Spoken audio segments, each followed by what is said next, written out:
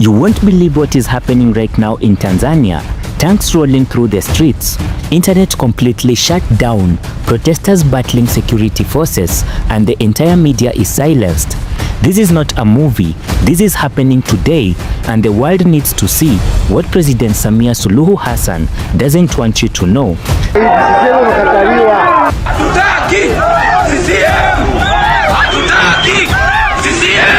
Let me set the scene for you. Tanzania is holding what they are calling a presidential election, but here is the shocking truth. The two main opposition candidates are not even on the ballot. Tundu Lissu, the charismatic opposition leader who returned from exile to fight for democracy, who came in the second in the last election, is sitting in a jail cell, not convicted of any crime, mind you, but charged with treason. They have thrown him on death row under 24-hour surveillance in solitary confinement, all before any trial. And get this, John Heche, his deputy, also arrested. Luhaga Mpina, another opposition candidate, disqualified. Elections this week in Tanzania have sparked widespread protests, leading to the deployment of the military and an internet shutdown, both unusual in what is normally a peaceful country. Tanzania has been governed by the same party since independence in 1961, and incumbent President Samia Suluhu Hassan ran against 16 minor candidates who barely campaigned. Presidential candidates from the two main opposition parties were barred from running. Chaos erupted on Wednesday as young people took to the streets to protest the harassment of opposition leaders and their limited election choices. The protests have spread across the country now, and there were still violent clashes with police in the commercial capital, Dar es Salaam, on Friday. On the third day since the election, there's still no internet, and all domestic flights are grounded.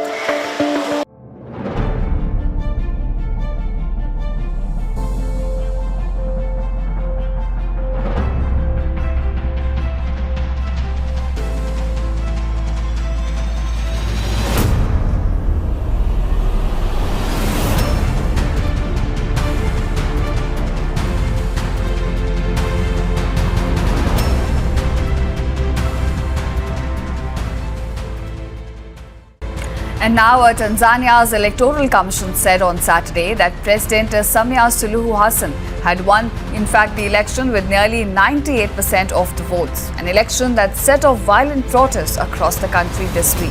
Now here are more details on how this crisis is unfolding in the country due to the high-stakes election.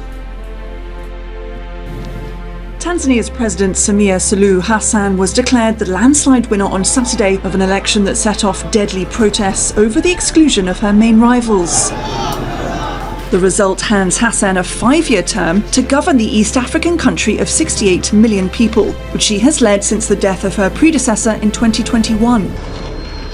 Protests erupted on Wednesday, with demonstrators angry that Hassan's two biggest challengers were excluded by the Electoral Commission on what they described as widespread repression. Tanzania's main opposition party said on Friday that hundreds of people had been killed in the protests. Saif Magango from the UN Human Rights Office said credible reports indicated at least 10 people were killed in 3 cities.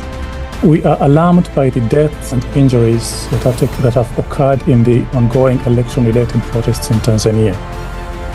The government has dismissed the opposition's death toll as hugely exaggerated and has rejected criticism of its human rights record. Reuters could not independently verify casualty figures. UN Secretary-General Antonio Guterres has called for a thorough and impartial investigation.